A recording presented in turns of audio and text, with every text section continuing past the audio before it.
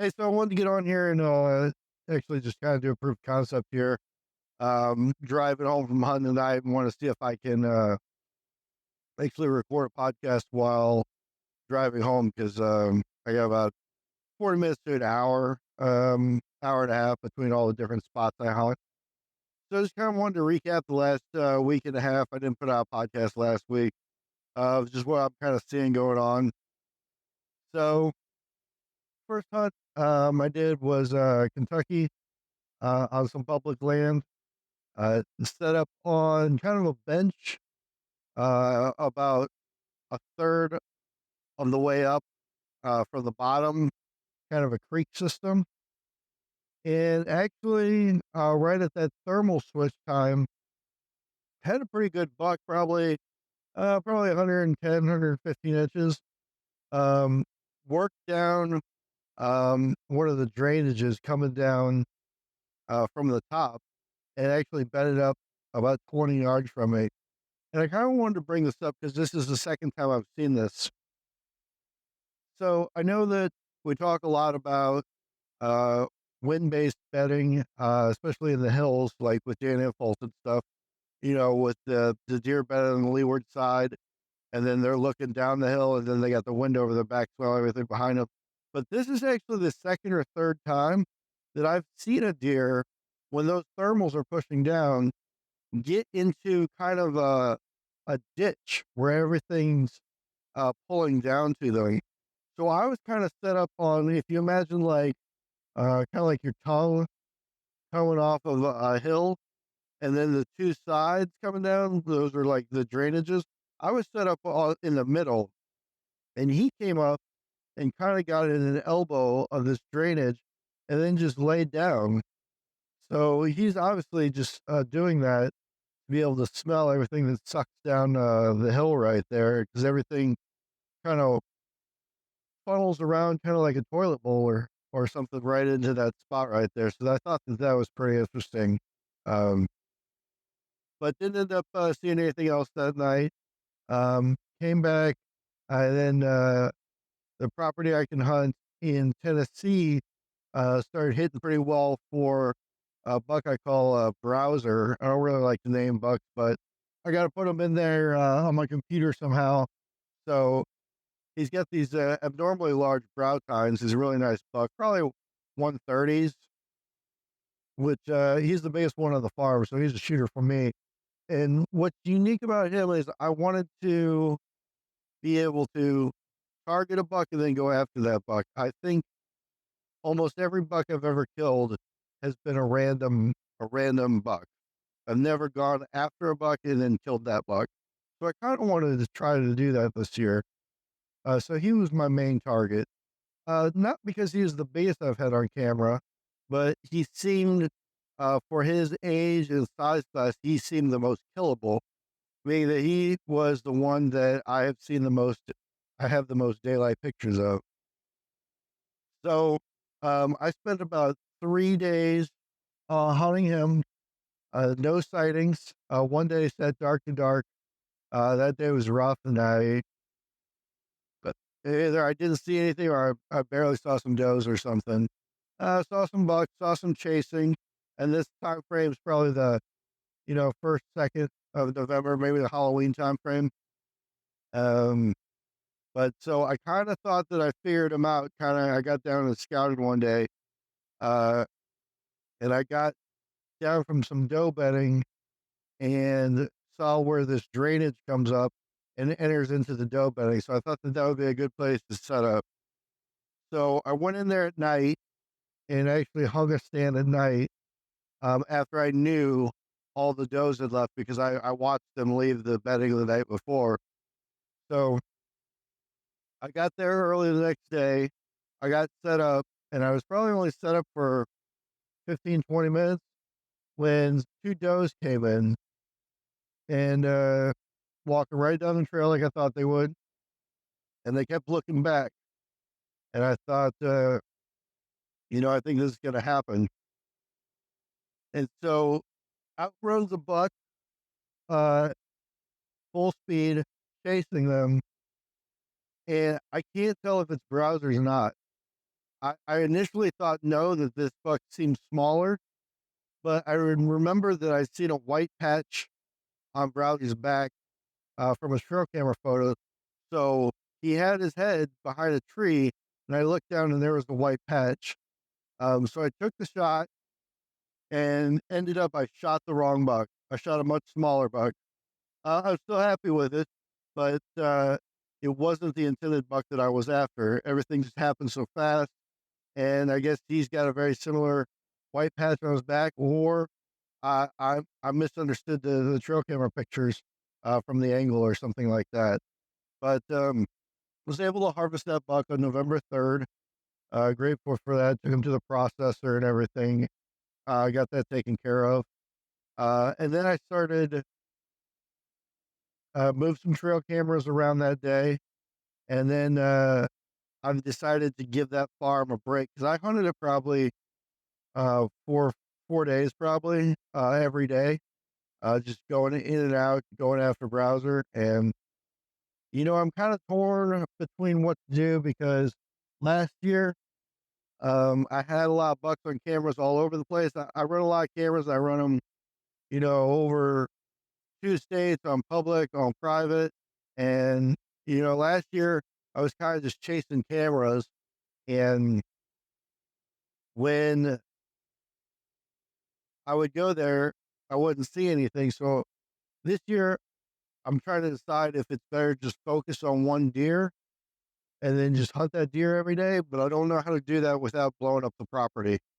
So trying to focus on that a little bit, but I've decided since I went in there, shot the deer, moved cameras, and made a mess that day, that I am going to give the property, 3 or 4 days to kind of cool down a little bit. And especially because the Tennessee muzzleloader has started now. So I'm hoping that maybe the neighbors muzzleloader hunt and we'll push the deer to the property and it'll be kind of like a safe space for them.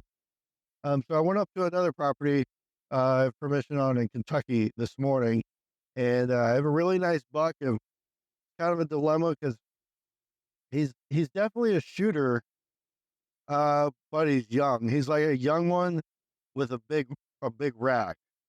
But he is a very nice buck, and that's decided to go after him today. And I really thought it was going to happen. The setup is that it's about 60 acres with about 30 acres of cut corn and then 30 acres of about a 2 or 3 year old clear cut. The clear cut makes it extremely difficult to hunt because they did leave some trees, but they're very few and far between. So it's actually a huge pain to get into the doe bedding area I wanted to get into today, trying to get through that clear cut because it is thick and nasty as all can be. But I got in there, got set up pretty early. Um, I'd been set up for about 30 minutes and 3 does came in. And about the setup, the only way in there that I could get in there with the clear cut was coming in the same way that the does were coming in, which is not what I wanted to do at all. Because I'm a big proponent on not leaving the ground set. But there was nothing I could do this morning. So they came in, uh, they were sniffing the ground. They knew that something wasn't right, but they didn't blow or anything like that. And they worked their way in, and she stomped around. She was looking for me. She knew something wasn't right, um, but she didn't blow. And they ended up kind of just working through and then working off. So that kind of worked out all right. But about 5 minutes after they had pushed through this little cedar thicket that I was watching, I heard like a real deep, loud grunt.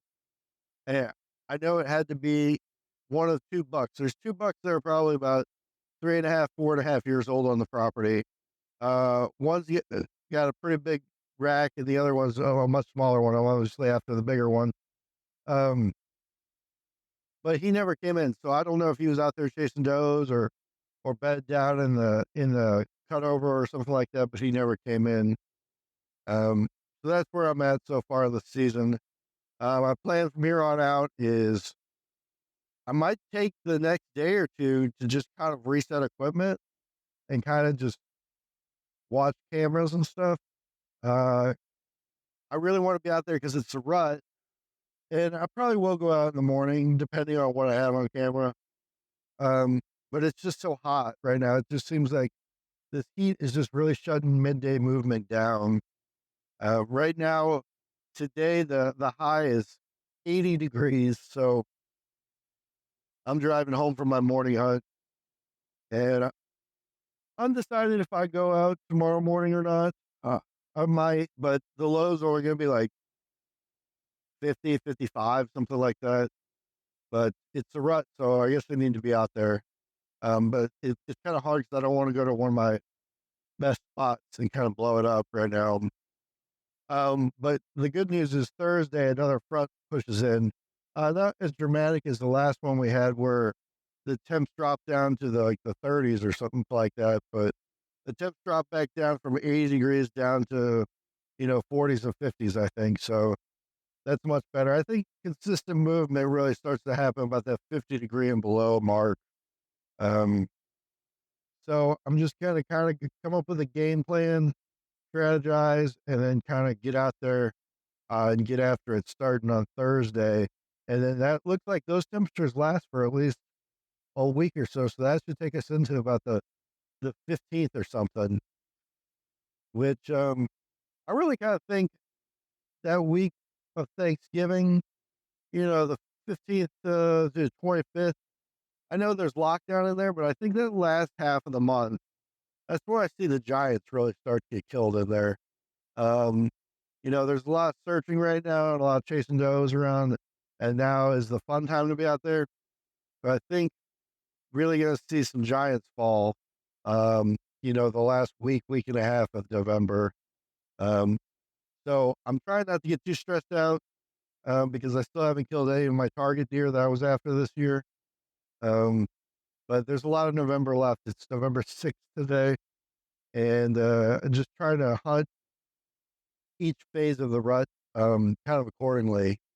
So we'll see how that goes. I just want to give a shout out to a piece of equipment that has saved my ass repeatedly now. Tether makes this little grappling hook thing, and I was in such a hurry the other day that I actually forgot to put my bow um, on my pull-up rope, and I use that grappling hook to pull my bow up. I've used it multiple times for crap that I've dropped out of the tree. It is so useful. So I recommend that thing. I'm also today tried out a new setup for the first time. So I have a one stick. I think in Eastern Outdoors, one stick. Um, I've one stick a few times. I'm not very good at it. And I kind of make a lot of noise. It takes me a while. So I might do it more next season. But what I did today was I just took two tethered one sticks, and I took that Eastern Outdoor stick with me, and then I just used those as my three sticks, and then used that third stick as my platform because it was kind of built for that anyway. And then actually, it's not the most comfortable thing in the world, but it's quick and it's quiet. And if you're just going out for 4 or 5 hours or something like that, it is really nice, especially if you have a long distance to walk.